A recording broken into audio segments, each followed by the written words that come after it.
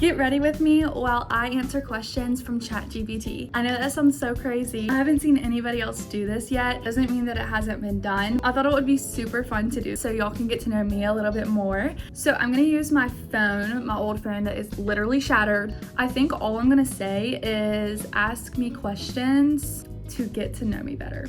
So it spit out a bunch of questions. So I'm just gonna go through these questions and answer them while I get ready and do my makeup. Okay, the first question is, where do you see yourself in 5 years realistically? I feel like this is a really fun first question. Honestly, it's really hard to say where I see myself, but I can kind of paint the picture of what I would like my life to look like. In 5 years down the road, I want to be a real estate agent that is working on opening up my own firm. I also see myself married to TJ. I see me and TJ not only being married, but also having a house together, whether that being building or just purchasing a house. See myself as a YouTuber that has grown, which I have to say, I'm very, very, very thankful for every single person that has subscribed to me. I cannot even believe that I already have 70 subscribers. That is insane to me, and I'm so appreciative of it. But yeah, I see myself as a little real estate agent closing some big deals in a house with TJ. I'm married to him. We have our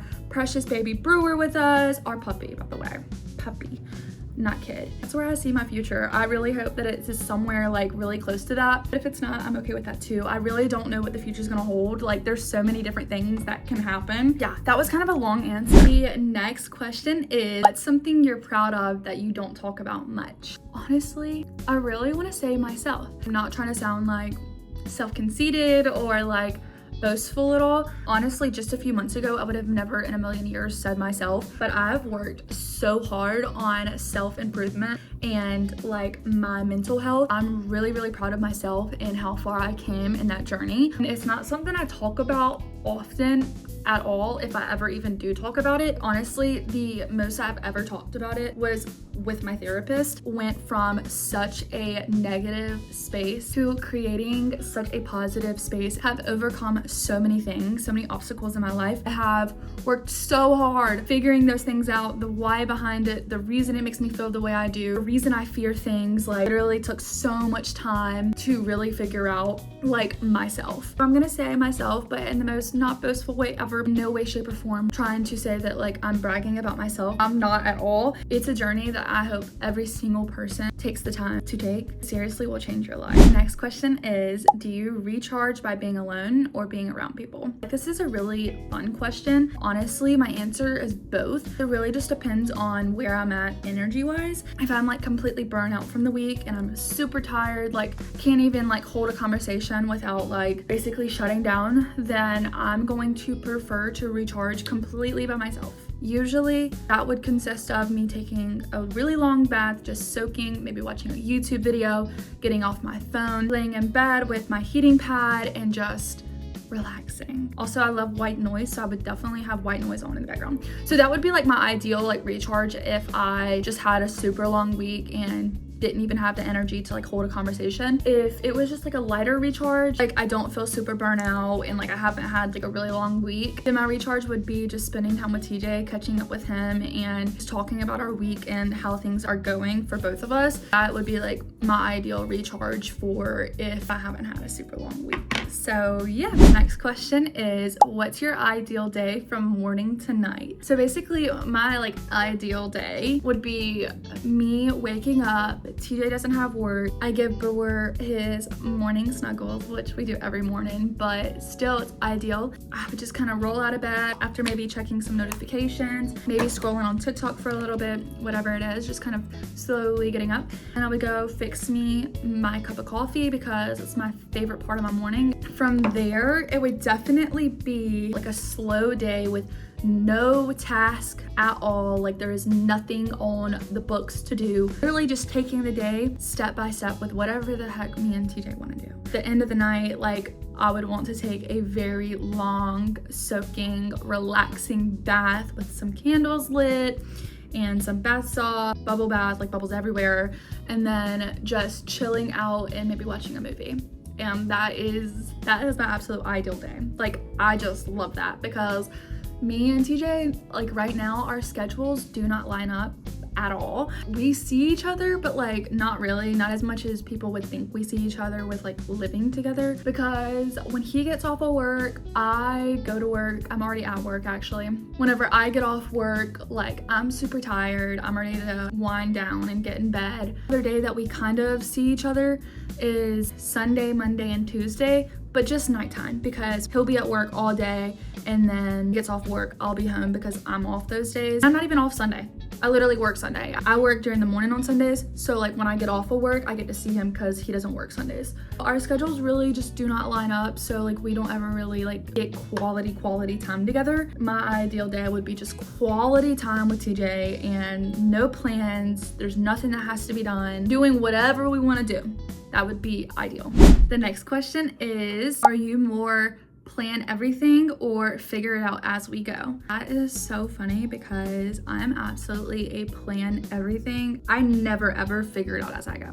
And it's funny because TJ, he figures everything out as he goes and he doesn't ever plan anything. So we're like complete opposites. But I think it works out really, really good because whenever he needs structure, I'm able to help him like plan things out. And whenever I'm like stressed out and I just need time to like not plan anything out, he helps me because he's like, let's just not plan anything. Like, and even then I'm still like planning, and then he'll be like, all right, listen, we're not supposed to be planning anything, like let's not plan. We balance each other out with that. And honestly, I'm really happy that TJ is like that, because if I was with somebody that was like me and needed to plan everything out, I think our whole life would be a plan. Honestly, that stresses me out. Sometimes though, I will admit, I hate being a planner. Well, I guess I wouldn't say I hate it. That's kind of like really strong. But it has its downsides because on days where like I don't want to plan anything, I still find myself planning. It sucks when your brain just wants to always plan out every second of every day. The next question is, what is a small thing that instantly improves your mood? And I feel like this is a really easy one for me because I immediately thought of TJ and I immediately thought of Brewer. Anytime TJ takes the time to do anything small, it literally like changes my mood. Like my mood just does a 360. Literally could be as small as like leaving me like a little note, or like I didn't ask him to flip over the laundry, but he did it without me asking just because he saw that it needed to be done. That instantly boosts my mood too. When it comes to Brewer, like anytime I leave the apartment and I come back home, Brewer actually goes insane. He gets so excited to see me and it literally makes me so happy, and it instantly boosts my mood. The next question is, what's a pattern in your life you're trying to break? I feel like that question is so interesting because I actually have been trying to break a little overconsumption problem of mine. One of my biggest problems is wanting to buy anything that I remotely like. I have been actually doing really, really well with this. Like I haven't been buying as much as I used to. It's a work in progress. It is not easy, I will say, because once you're in that pattern of always buying something, to randomly stop buying altogether is really, really hard, and it's definitely not easy. And I've definitely broken my little promises to myself so far. Like I have bought stuff over the past few weeks, but it's not as bad as it used to be, and so I'm proud of myself for that. It's way more contained now, which is what I wanted. I really want to get to a point where like I'm rarely ever buying something. I actually watched a video last night. I don't remember her name, but I will leave the video in the description if it'll let me link it, because it was such a good video. It was literally talking about overconsumption and having a shopping problem. It's like 15 different little ways that you can improve your overconsumption and spending habits. So it was a really good video and it's a really good watch. So if you're like me and have a spending problem, then go watch that video, because I'm telling you, it's going to motivate you and help you at least get in the right mental state of, I need to stop over consuming. So the next question is, are you scared of failing or scared of not reaching your potential? This question really just like hit me like a ton of bricks. Honestly, both of these are like my two biggest fears in life. When it comes to YouTube, like I'm really, really terrified of like it not working out and like my platform not growing the way that I want it to. I don't know, I just don't want to give up on it. So I'm really, really scared of failing when it comes to like YouTube and stuff like that. Honestly, anything career-wise, I'm terrified of failing in. Like I really, really want to be a real estate agent. I pretty much always have, and I am terrified of when I get to that point in my life, if it's not gonna be for me. Like that terrifies me. Like what if it's not something I'm good at? What if it's something that's not natural for me? Like, I don't know. I'm really scared of failing at real estate and YouTube. And like anything career-wise. But then I'm also scared of not reaching my full potential. It's so funny because I like from a really young age literally told my mom, like I remember I was sitting in the kitchen and I looked at my mom and I said, Mom, I'm gonna be a millionaire. This is no hate against my mom because my mom, I love you, Mom. She is the sweetest woman ever. And she started laughing at me and she was like, I hope you reach all your goals in life, but remember, money's not everything. That like has always stuck with me because like I know money's not everything, but I've always had in my head that I will, oh, I just messed my eyebrow up. But I've always had in my head that I will be this like really successful person. Like I will make a name for myself and I will do whatever it takes, not whatever it takes, with limits. I will do whatever it takes with limits to reach my full potential in this lifetime. I still stand strong with that.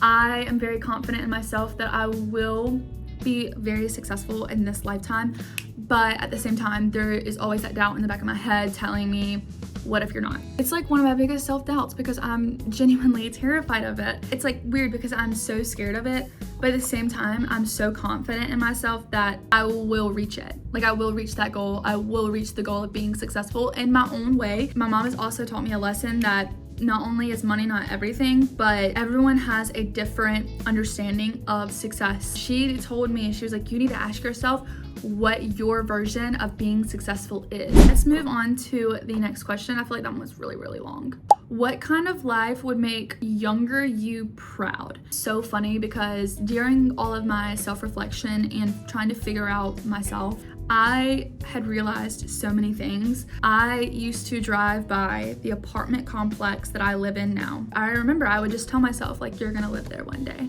And it's so weird because now that like I am living in the apartment, I guess I didn't realize in the moment when I first like signed the lease and everything that like I literally was making little me proud. I was probably 15 driving by in my little rammed up Kia thinking to myself like one day I'll live there. It's so crazy because like looking back at it now, like knowing that I've already met a milestone that I had for myself when I was younger, it's just so crazy because I feel like I'm already living a life that little me would be proud of.